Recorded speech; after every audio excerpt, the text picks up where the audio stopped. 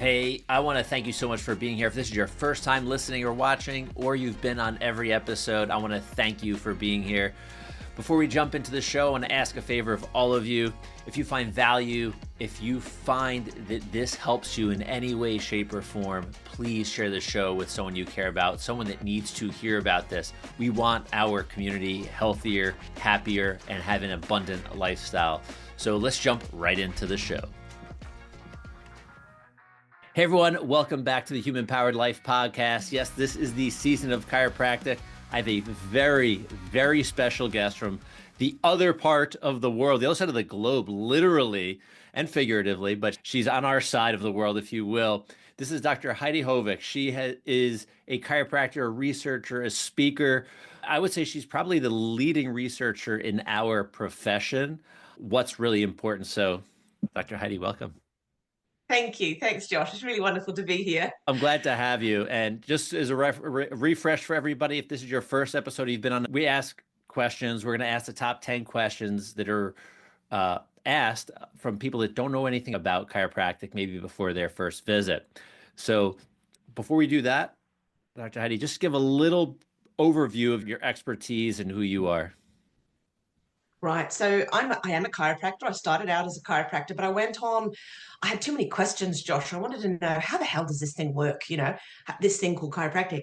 So I went on and did a PhD at Auckland University in human neurophysiology and started my journey. This was in the early 2000s.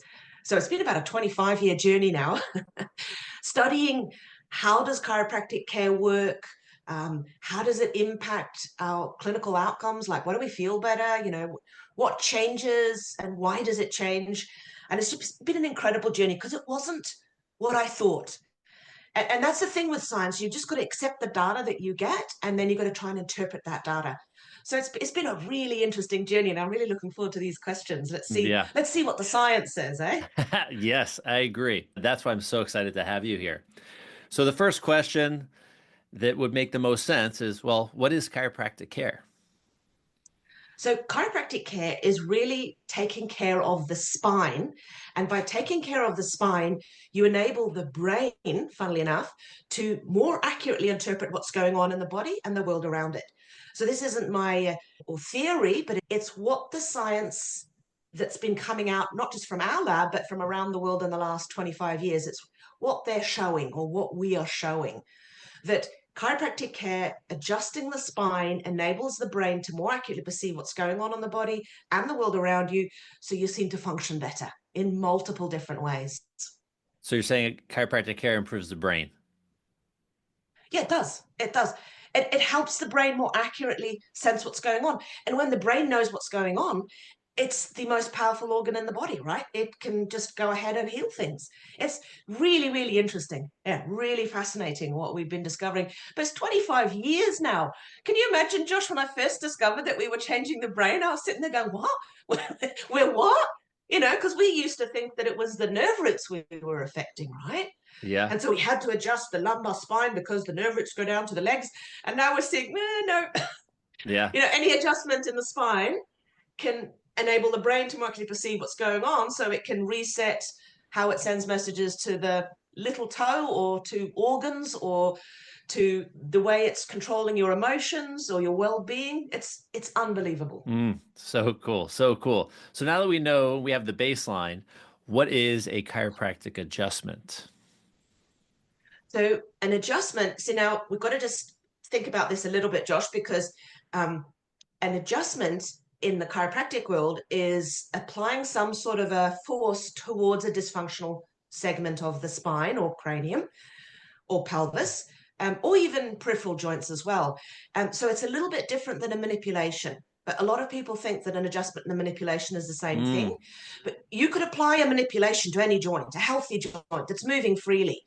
But chiropractors will apply that force to a segment in the spine, for example, where the movement between two of those bones aren't working properly.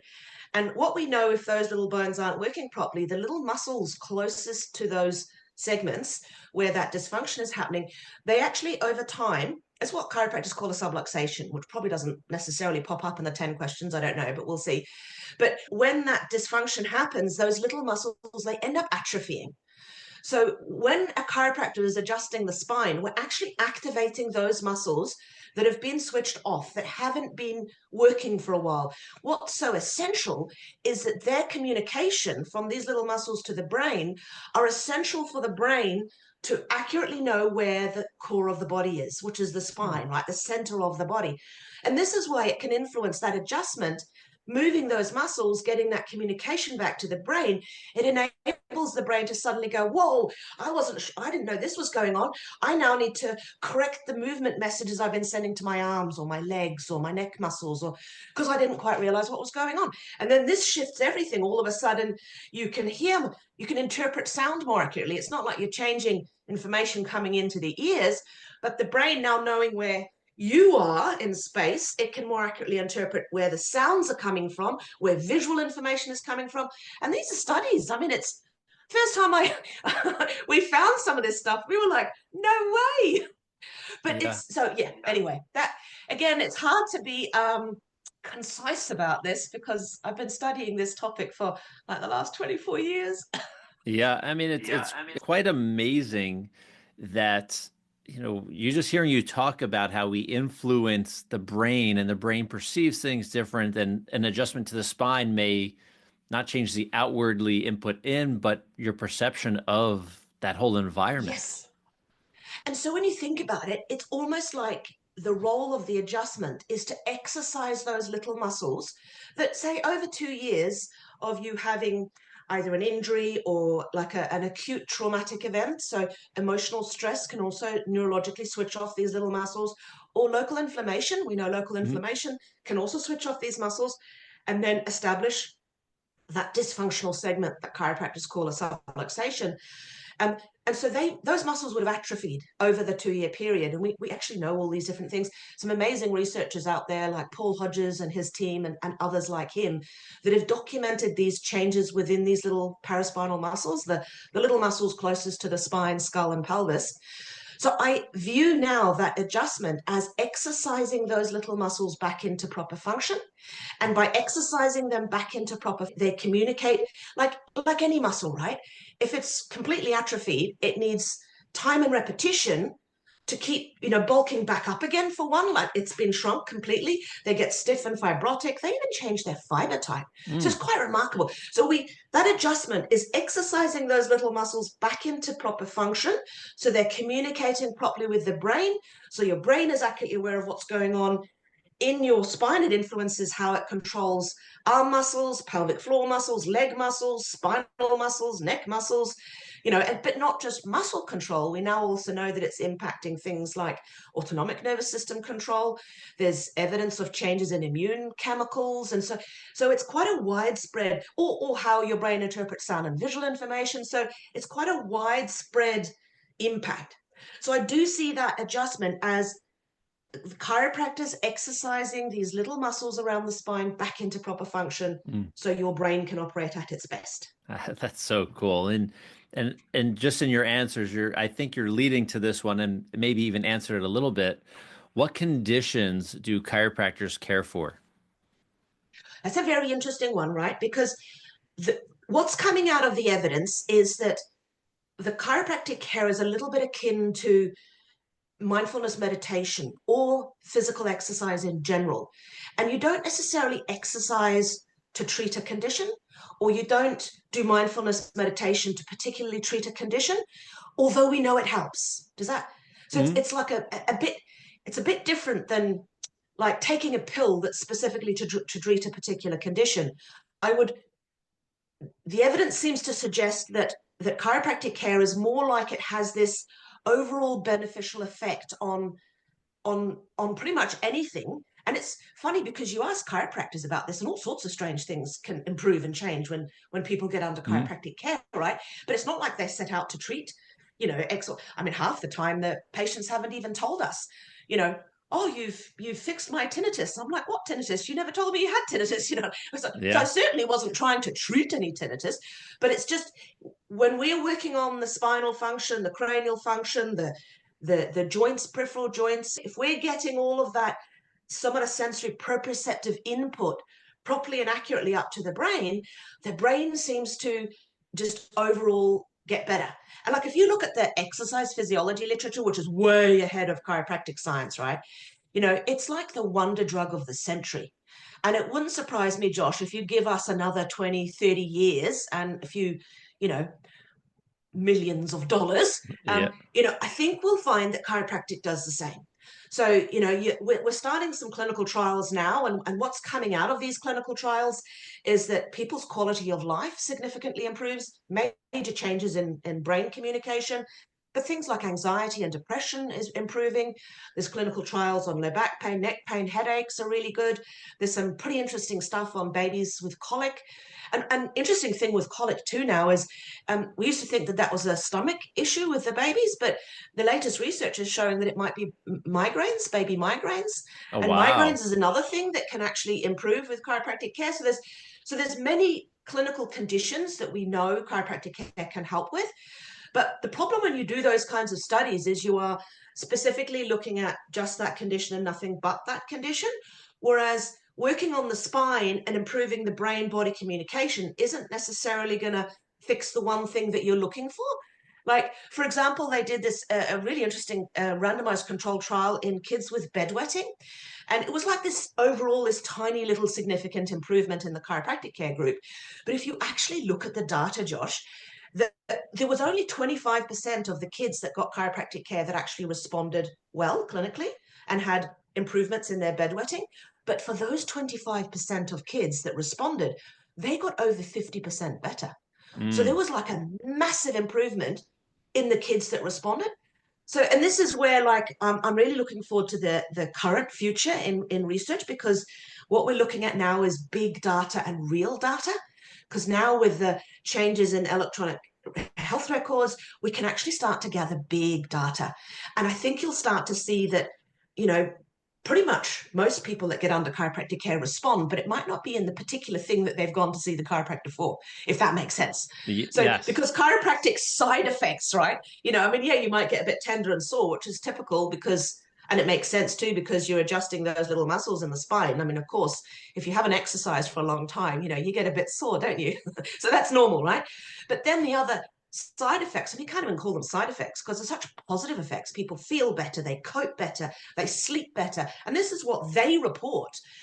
Some people even report they have better relationships with others. And now we can actually explain that because we're changing the prefrontal cortex. And anyway, I'm getting a little carried away. I've Yeah. even forgotten what the original question was. Well, it was about conditions. And to your Yeah, yeah, point, yeah. that it's not that, someone may be coming in seeking, I have low back pain or a headache. The chiropractor can't say, I'm treating the low back pain or the headache. They're treating the spine and the nervous system. The headache may go away, the low back pain may go away, but then, all too often it's right. Does it make sense that this is happening too? I'm better I know, here, I I know, sleep better, or this is I know. better? Yeah, That's because it's the body you're impacting, the whole human. You're exactly. not impacting just a bone or just a symptom. And I think we're particularly good at helping people with back pain, neck pain, and headaches because we're directly working on that spine where the dysfunction is happening. But you'll also find that it's not just the spinal dysfunction, where those little muscles aren't working that can cause pain. Like we know pain is actually really quite a complex thing now. It's really interesting. It's actually a danger warning system, not necessarily a tissue pathology warning system. We used to think that pain was, I must have something wrong where I hurt. But we now know that's absolutely not the case, especially chronic pain, which just means you've had it for more than 3 months. And there could be like, for example, you could have low back pain because you've got an irritable bowel. So you've got all this inflammation in your bowels. And that also causes subluxations because that local, you got to remember your bowels are like right in front of your lumbar spine, right? So if you've got local inflammation in your bowels, well, that's going to be causing subluxations recurrently in that lower back until you actually deal with the inflammation in the gut. So the body as a whole, and our symptoms are the sum of many different things that could be dysfunctioning, and then the body has to interpret that and try and warn you what's going on. Mm. But it makes so much sense now with this latest science. And so again, that's why it makes sense that we're so good at back pain, neck pain, and headaches. But it also now explains why all of a sudden, like for example, it might make a difference for women with stress urinary incontinence because all of a sudden, the brain is more acutely aware of and is controlling the deep pelvic floor muscles and the superficial pelvic floor muscles in a more, congruent manner.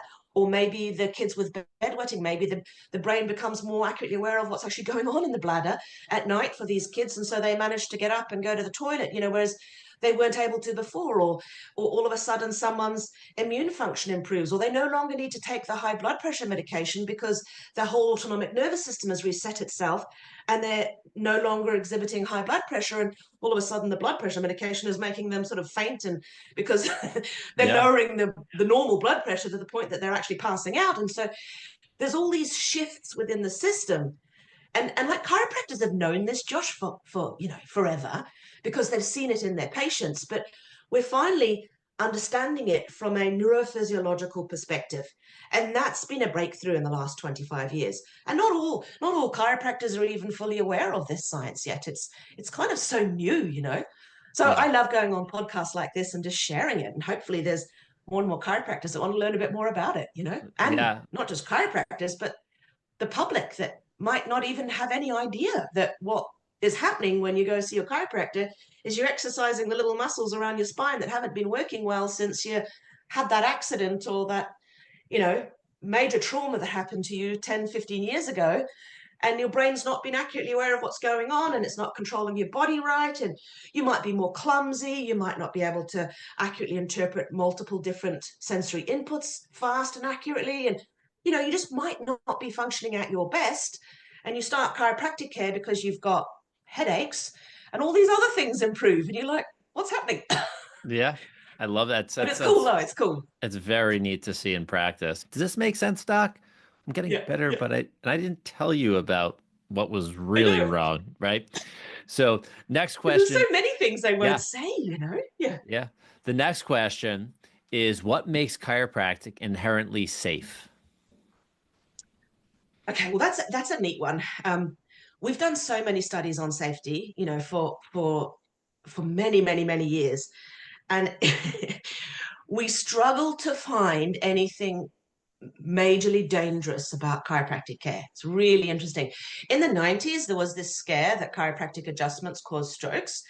And what we've now discovered, and again, major studies, very, very well done studies, interdisciplinary with neurosurgeons and medical doctors have looked at this as well. And what they found is that certain people go to see a chiropractor with a stroke in progress. So they've actually literally developed a stroke. It's caused really bad head and neck pain. And so some people then go to their chiropractor because head and neck pain, chiropractor is really good at, but others go to their medical doctor. And so if chiropractic care truly was dangerous, then the people that went to see the chiropractor would have way more strokes than the people that went to the doctors. But it's actually the other way around. So, overall, if Mm, you actually look, probably because more people go and see their doctor because they don't know about chiropractic fully yet. So if you have this terrible head and neck pain and you went and see your doctor, they have more strokes basically than the people seeing chiropractors. So it's really interesting research on that. What the conclusion is, according to the stroke literature, just in case anyone's heard about that, is that people go and see a chiropractor or a doctor if they've got a stroke in progress. And if you've got a stroke in progress, you get this real bad head and neck pain. It doesn't really matter who you go and see. Seeing the chiropractor, the doctor's not more dangerous than the other, like it's the same. And we're assuming that doctors don't actually touch the patient's neck and head or anything like that, whereas chiropractors will adjust them. So the main thing is if you have got a stroke in progress, and this particular stroke is actually also not necessarily a terrible stroke, like most people recover from the stroke, but the sooner you get to the hospital, the better. So both from the chiropractor and the doctor, that ideally just recognize that this is a stroke in progress, and they'll follow up with you and then just get off to the hospital. And that's that.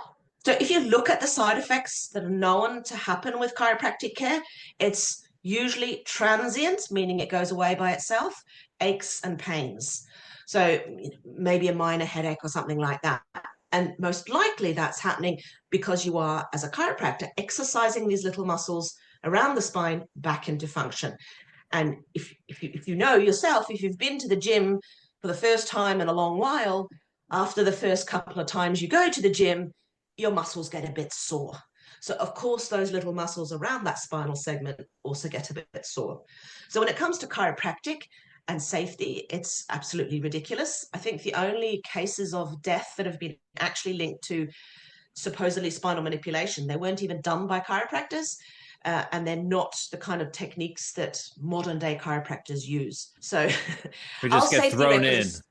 it's so ridiculous. You've got much greater chances of having a serious injury in the car on the way to the chiropractor than you do from being in a chiropractic office. Yeah. And I'm in the city, in New York City, and I could just be walking across the street, right? Probably be more Much dangerous as higher well. risk of serious injury. Yeah, just literally traveling to the chiropractor's office. Like Yeah. it's stupid. Yeah. So chances of anything seriously bad happening in a chiropractor's office is so minimal, we can hardly, as scientists, even put a number to it. Like it's stupid. It's like, it ranges from 1 in a million to 1 in 5 million to maybe 1 in 200,000. Like it doesn't even register as something, in the medical world. If you have serious side effects, you only meant to mention them if it's 1 in a certain number, right? Well, we are so much less likely to have a side effect that in theory we shouldn't even mention it, right? Because Oh, there's a wow. cutoff. Okay. But that's the medical world, and we're the chiropractic world, and we're just a bit more honest and open, and tend to say, 1 in a million chance if you happen to have this connective tissue disorders. There's some connective tissue disorders, meaning that the tissues around those blood vessels might not be functioning well. It's got nothing to do with the chiropractor. But, you put your head in certain positions and awkward positions, like painting the ceiling, backing the car out, or seeing a chiropractor, coughing, sneezing, having sex, like Yeah. all of these things could result Cause in that problem. yeah. But it's so rare that it's not even funny. We, in theory, don't even need to mention it. I like that. I like that a lot, actually, since you're the first person to bring it up that way, right, on the show. So I that's do yeah. view it differently, I suppose, just from Yeah. a From a research from a standpoint. research perspective. Yeah, Yeah. yeah. All right, great. Yeah. So next one, how does chiropractic care differ from other medical treatments? So first of all, I'd pick on the treatment thing, because again, I would rather. The science seems to show that chiropractic care is more akin to exercising the spinal muscles that enables the brain to accurately perceive what's going on in the body, accurately interpret all the multimodal information that comes in from inside the body, from your organs and your glands and your tissues, and from outside the body, sounds, tastes, smells, visual inputs, and integrate it and accurately interpret it, and therefore control the body better. So anything that could benefit from that, which honestly, Josh, is pretty much anything. That's what chiropractic care is for. It's just functioning better. It's like, do you exercise? I do. Mhm. Do you try and eat healthy foods? Well, I do. Do you drink, good amount of water? Well, I do. Do you try to do some sort of mindfulness meditation? Well, I do. Well, do you regularly seek chiropractic care? Well, yeah, I do. I pay for myself too, because I'm no longer, for like 10 years, I haven't really been a practicing chiropractor. I still have, and I still adjust patients for, or participants in our research studies, but I don't see people, so I can't reciprocally take care of another chiropractor. Well, I could, but I haven't got the time. So, I pay for my care, I pay for my husband's care, I pay for my 2 kids, adult kids, I pay for my staff, and we go probably weekly. Most of the time I would get adjusted on a weekly basis, and I pay for that because it's that important to me. Just as important as my exercise regime, my eating well. There might be the odd week I don't, but there might also be the odd week I don't exercise that much, or the odd week I eat too much chocolate, which I shouldn't eat at all. But you know what I mean? Like, so to me, it's part of, and one of the reasons for that, Josh, is I view that chiropractic care as like a foundational health promotional activity. Because if the brain's more accurately aware of what's going on in my spine, and therefore more accurately aware of arms and legs, because think about it, right? Your arms and legs actually attach to your spine, either directly or indirectly. Why is this important? Because if your spine isn't communicating with the brain, and the brain's trying to send accurate messages to arms and legs, it can't actually do that if it doesn't know where the arms and legs are attached. So you could, for example, have elbow pain, Josh, And it's actually got nothing to do with your elbow, especially if it's been there for more than 3 months. And you can start adjusting the spine, all these dysfunctional subluxated segments in the spine, and the elbow pain can go away because all of a sudden the brain's accurately aware of where the spine is. So it starts to send more accurate movement messages to the arm muscles that attach to the elbow where you've been having this elbow pain. And it's like, oh, I've been sending the wrong messages. So all these things can just improve. So like you can be getting overuse syndromes from, work or something like that. You can start, and again, this could be arms or legs that's like getting overuse syndromes. You go and see a chiropractor and they start adjusting your spine, your pelvis, your cranium, and all of a sudden those overuse syndromes can disappear because the brain's more accurately aware of the spine and the core of the body. So it's sending accurate messages to arms and legs, and you're no longer getting all these little micro traumas. So, and it's not just that, like you're also interpreting sound and visual information more accurately. We're also, according to this new contemporary brain model, it's most likely that you're more accurately interpreting what's going on inside your body, your organs, your glands, your autonomic nervous system control, your immune function. And so I want my brain and body to be in accurate communication. So my brain is accurately aware of what's going on and can respond appropriately, right? So to me, that getting adjusted is that foundational health activity. And it's part of my regime alongside my exercise and good sleep health and eating properly and making sure my gut and microbiome is good and my supplement intake. But I wouldn't not get adjusted, if that makes sense. That to me is foundational. Yeah, I And love that. that's been a bit of a change, Josh, I must admit, from when I started chiropractic school. Yeah. Well, it's so powerful, so true, and through my career as a chiropractor, but even more so as a podcaster and sharing information from hundreds of people that I've interviewed over the past, 4 or 5 years, I I truly believe and have found that chiropractic is, that you mentioned, foundational. It is Yeah. literally like they call it like the term biohacking that so many people are using. I call it the Yeah. foundational biohack because no Oh, yeah. matter what food you eat, no matter what, meditation, Exercise you whatever things you do. do, if you're lined up the right way, your neurology is firing on all cylinders, everything you do stacks on top of it better. Exactly. So the Exactly. outcomes are better. Are you tired of feeling stuck? Low energy, stubborn weight, and endless fatigue? Teammate Wellness is here to help. Our bioactive precision peptides are backed by cutting-edge science to support your metabolism, boost energy, and improve muscle recovery. These peptides communicate with your body's innate wisdom to unlock better health and vitality. Stop settling and start thriving today. Visit lifestylelocker.com/peptides to learn more and take the first step towards your transformation. Once again, that's lifestylelocker.com/peptides. Now back to the show. Exactly. And there's evidence for this. Like the latest evidence on chronic musculoskeletal pain, for example. Now the pain specialists, it's not chiropractors, but the pain specialists are saying that most likely all these brain changes that take place in these people with chronic pain, it's most likely coming from altered proprioceptive input from around the spinal tissues. I mean, that's what we call the subluxation. Mm. The altered communication from those little muscles. That's what that is, proprioceptive input. But it's not just that. You see, now you're starting to see that the development of chronic pain also develops alongside the development of anxiety and depression. So our mental health is impacted as well. And then, not just your mental health, but also the way you view yourself. Who am I? How do I fit into the world? And our latest clinical studies, clinical trials that we've been doing, showing these brain changes and our well-being, including anxiety and depression and quality of life, are showing that we change these circuits in the brain that literally define who we are. I presented this at a medical hospital where my dad works. My dad's a medical doctor. And on the way home from that talk, he goes, "So Heidi, it sounds to me like what you're really touching is you're touching a person's soul." I just got goosebumps, Josh. Yeah. And this circuitry in the brain, it's called the default mode network. And it really is that part of your brain that creates your own internal story of who you are and how you fit into the world and your worth and your well-being. And it's like, it's quite profound, and you start looking at these changes, and they're major changes in the brain, these communication pathways. And that was just a clinical trial of 4 weeks of chiropractic care. We've got two new big ones coming now where we've done 12 weeks of chiropractic care.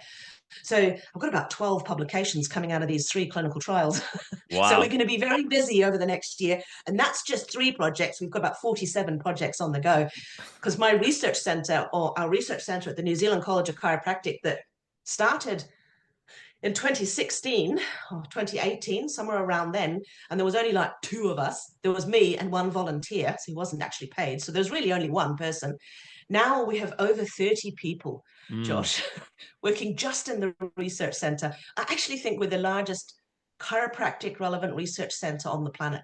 How I cool is believe it. that? I believe it. I remember hearing you, it might have been around 2016 when you were Just starting? starting this. Yeah. Real nervous? It's quite profound though, just to see that you're not just looking at neck pain or back pain. And I think that's so powerful. Talking about touching the soul, perception of your whole reality is getting Your, impacted. your consciousness, your conscious thoughts and beliefs. It's like what Bruce Lipton talks about, our programs. It's like you can touch on those programs that get played on autopilot, Mm, that you don't necessarily have a lot of control over because they formed at a young age. But you can, which is same with mindfulness meditation, you can bring awareness to these. And I think there's something about the adjustment, because it's a natural signal, although it's very unusual, and it represents the core of who you are. It seems to impact like in such a profound way. When the brain becomes aware, it just goes, whoa, I need to shift this and this, and all these programs that it's got running on autopilot. Because did you know that's another thing that's changed dramatically in the neuroscience world in the last 20 years? Not just our understanding of chiropractic, but our understanding of a lot of things like pain and the microbiome and glial cells. mm. But one of the other things is the brain appears to work and operate more on its autopilot than it does on truly sensing what's going on.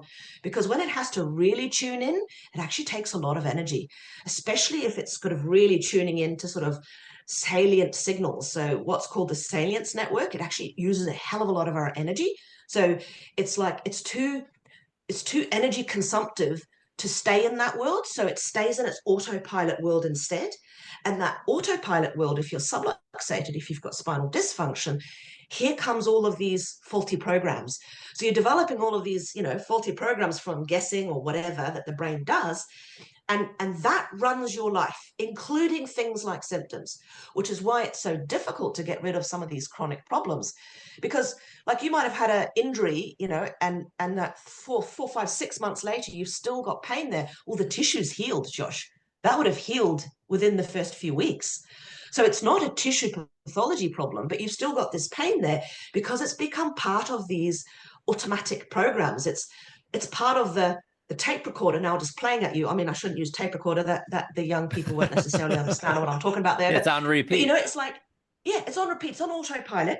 And I think that the adjustment, because it's such a natural signal, but it's still quite a big deal. It's like, whoa, I didn't know this was going on. It's able to get in and reset or reintegrate, recalibrate the whole system. And it's suddenly going, whoa, and it recalibrates itself, resets the system, and you get rid of all the glitches.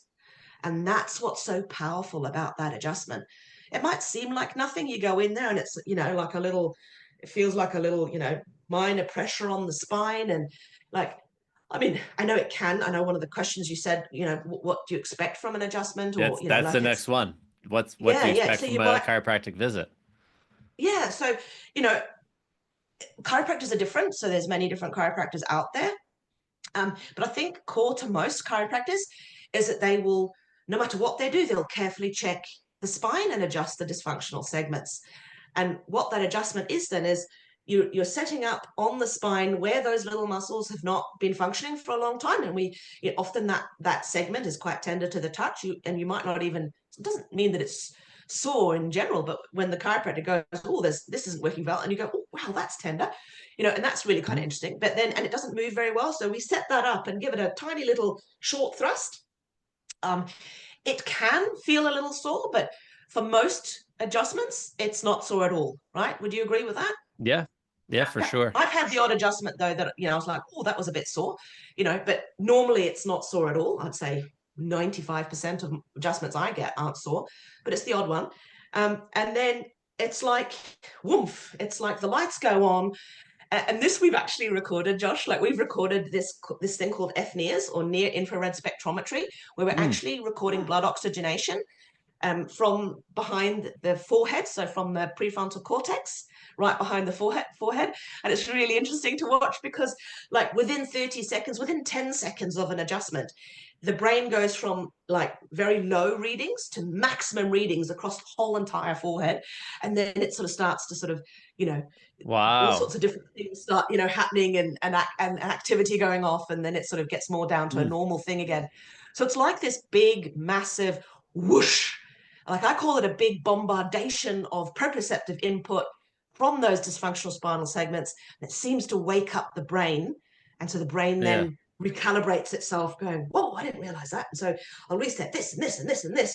And then you're now operating on a different program that's more accurately aware. And that's why things like all these aches and pains can disappear. And all of a Mm. sudden you don't need your blood pressure medication, or your gut's functioning better, or suddenly you're sleeping better. And you're like, Josh, could this have something to do with my chiropractic care? It's really odd. Yeah. And Yeah. you're like, yep, that's what we hear a lot. Yeah.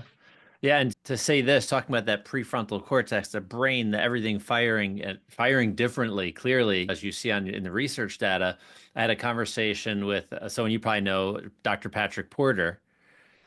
He runs Yes, the yes, Brain Tap technology, or owns that, yes. and he was talking about doing these brain scans and reading people post adjustment within 30 minutes, getting in meditating and reading those people versus people just meditating. They said it was like adding a supercharger to their meditation, right? So they Yes, got so much more yes. brain function, like everything started firing post adjustment if they were able to meditate shortly after an adjustment. They said it was much better.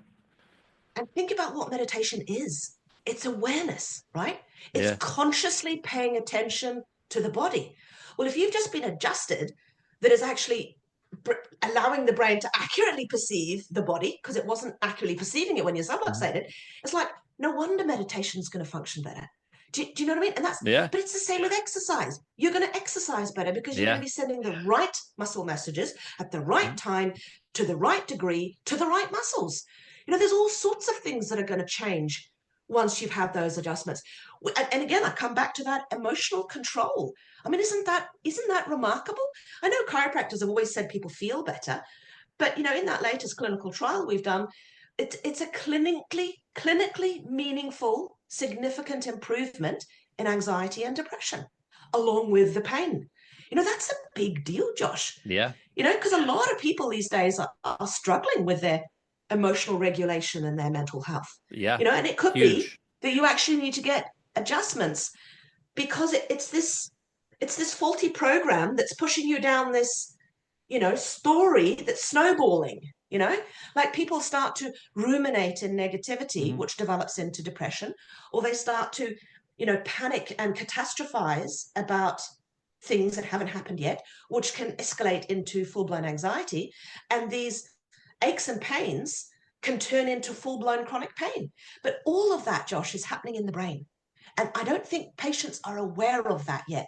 Because I think most patients still believe, no, it's there's something wrong with my elbow. It's like really seriously sore. And that's true. I mean, it's not like we're saying that that's not true. It's really horrifically sore. I know that.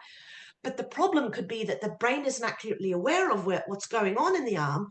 So it's setting off the danger warning signals along with developing depression and catastrophizing and anxiety and ruminating and small things that become big things, and you snowball down into full-blown depression, crippling anxiety and chronic pain. And it's really interesting. And it's not obviously just chiropractic care. Again, I mean, you've got to exercise, you've got to look after that gut health. We know that inflammation is linked with all of this. So if you've got a leaky gut, your inflammatory levels are going to be sky high. And, that's going to be contributing to the danger warning signals going off in the brain. And so it's going to be contributing to the anxiety and the depression. We know this, right? So Yeah. but there's multiple pillars of health.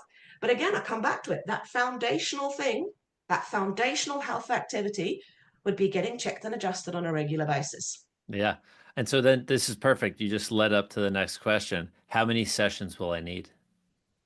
Interesting. Do you exercise, Josh? Me? 7 days a week. I was going to say, how many exercise sessions do you need to be healthy? Oh, I think it's going to be a lifelong thing at this point. That's my point.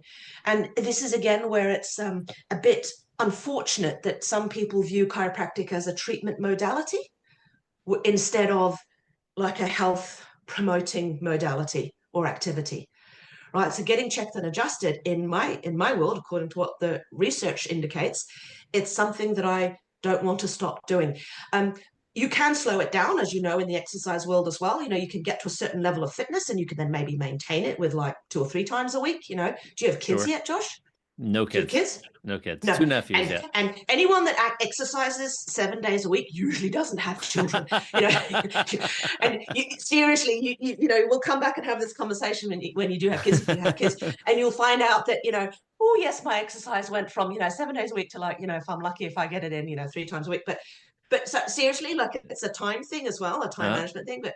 Yeah. So, but you can get to a certain fitness and you can then back off a little bit, but then you have like maintenance care. So if you're going to see a chiropractor in the early days, often what the research recommends is more frequent care.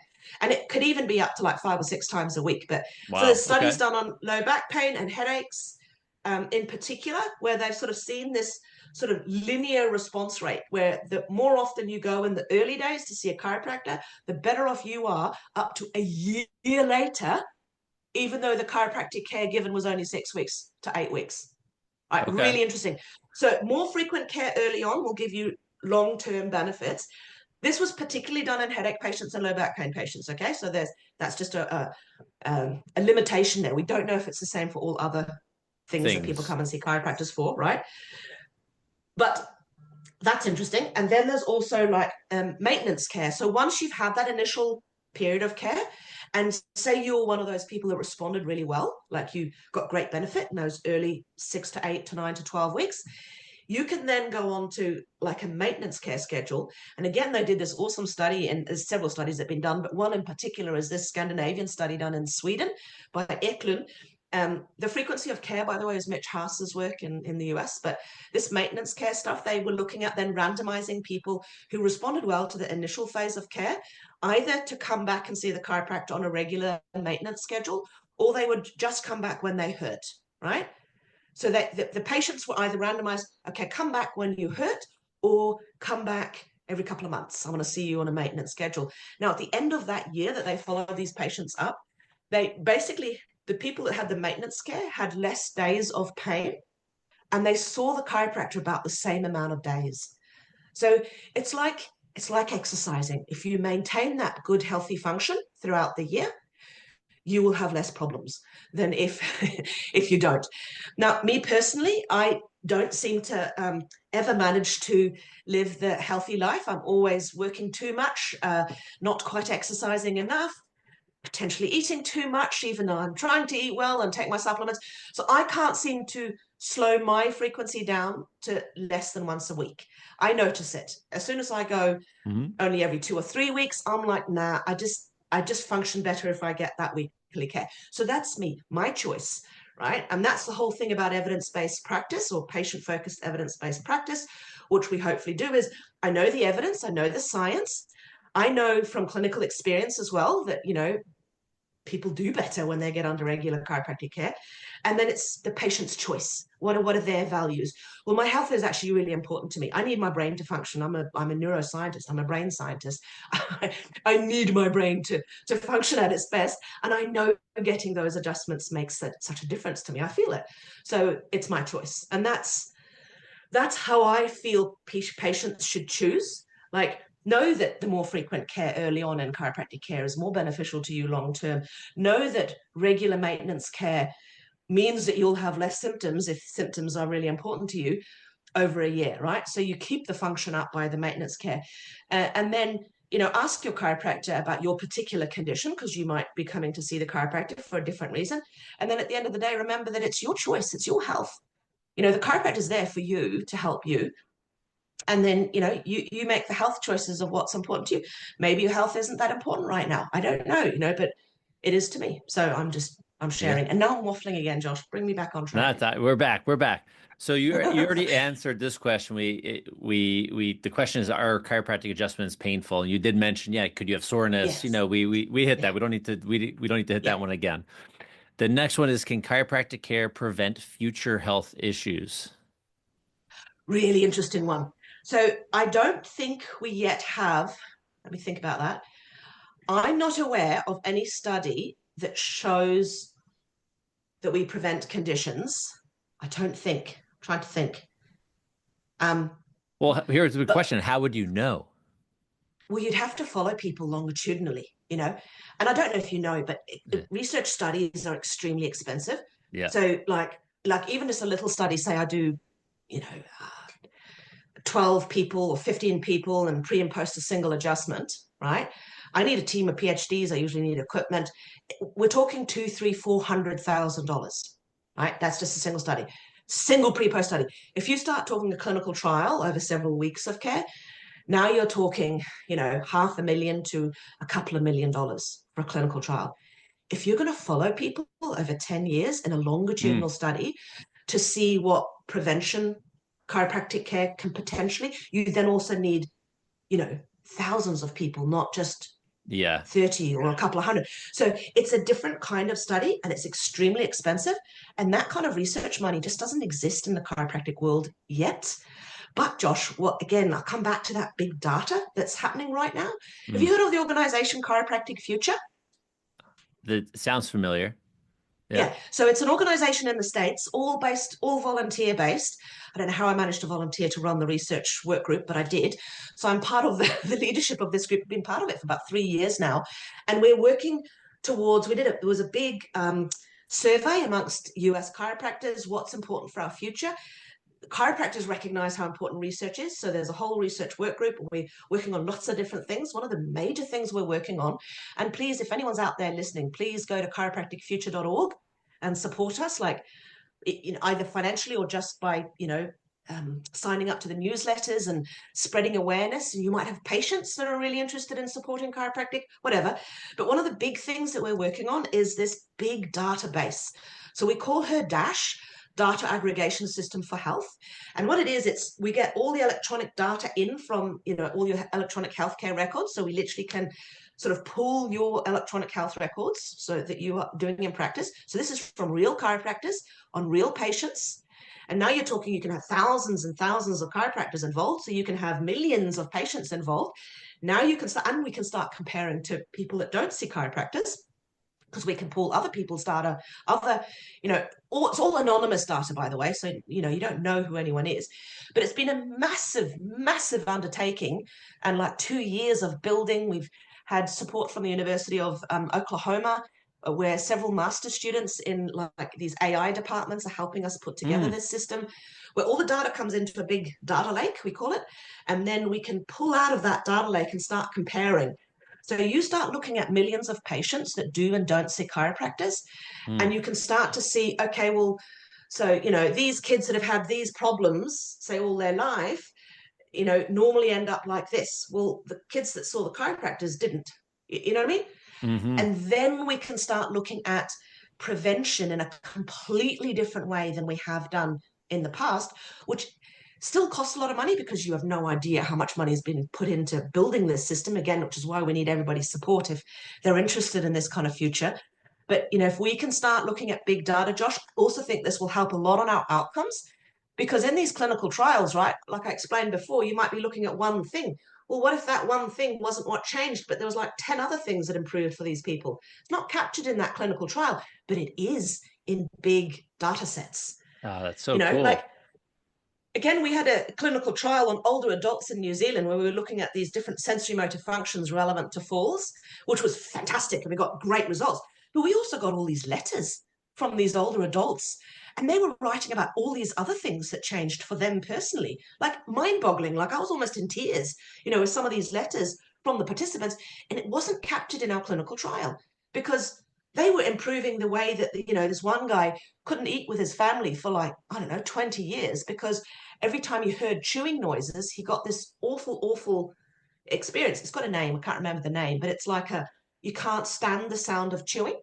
right? Because it's something about the chewing sounds that has a really negative connection in his brain. That just changed under chiropractic care. I don't even think the chiropractor knew.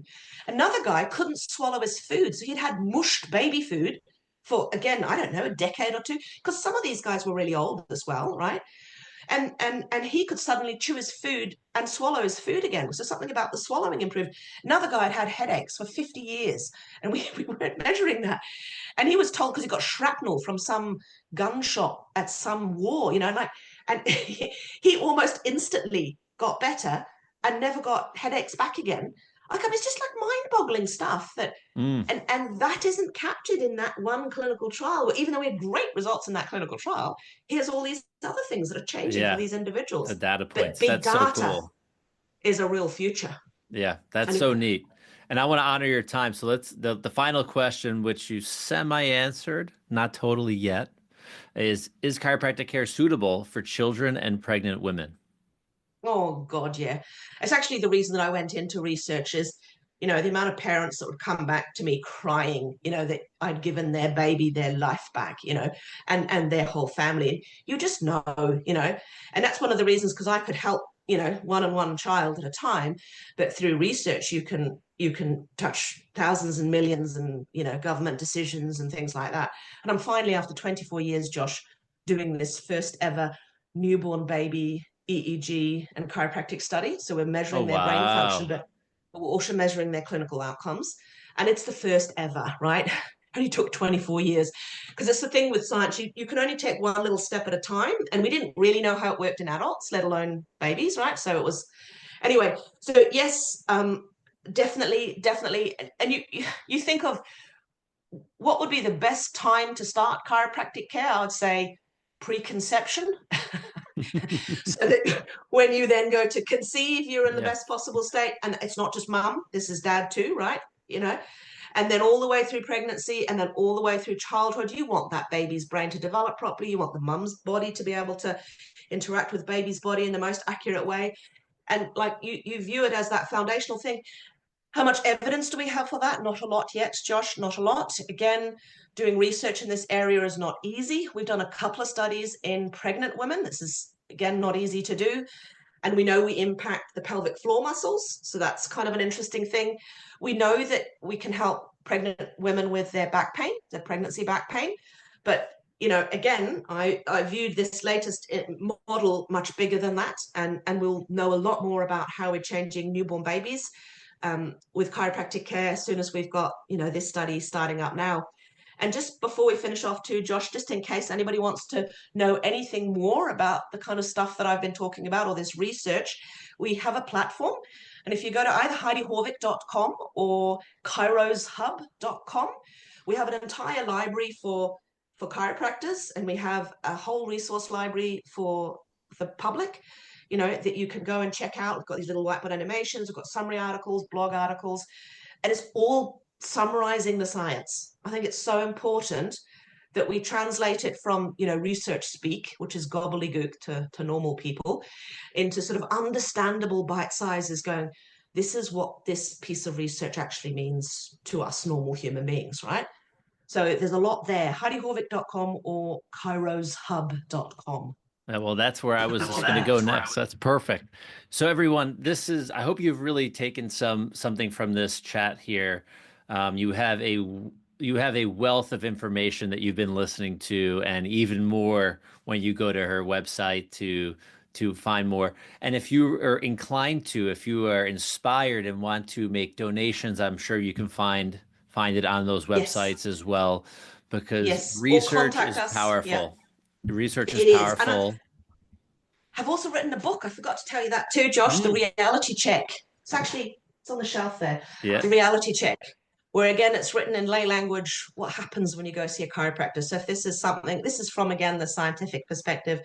If you want to learn more about what we've been talking about today. Yeah, so everyone, I'll drop links in the show notes so you can actually connect. You can shop. I believe she's got another book coming out too. I think I may have seen. Yes. And well, there's a lot of cool details on this site. I was poking around this morning, and you know what? You never know how far-reaching something you think say or do will affect the lives of millions tomorrow. I'm Dr. Josh Handt. This is Dr. Heidi Haavik. We'll see you on the next episode. Did you know that over 60% of Americans suffer from chronic health challenges like fatigue, weight gain, and metabolic issues? At Team Make Wellness, we understand that staying healthy feels harder than ever, but there's a better way. Our bioactive precision peptides are designed to enhance energy, reduce stress, and support fat loss, helping you feel better from the inside out. Imagine feeling energized, focused, and in control of your health. With Team Make Wellness, it's possible. Whether you're recovering from workouts, managing weight, or just want to feel better every day, our peptides deliver science-backed results you can trust. Take the first step to transforming your health today. Visit lifestylelocker.com/peptides to download your free guide and discover how peptides can unlock your best self. Once again, that's lifestylelocker.com/peptides.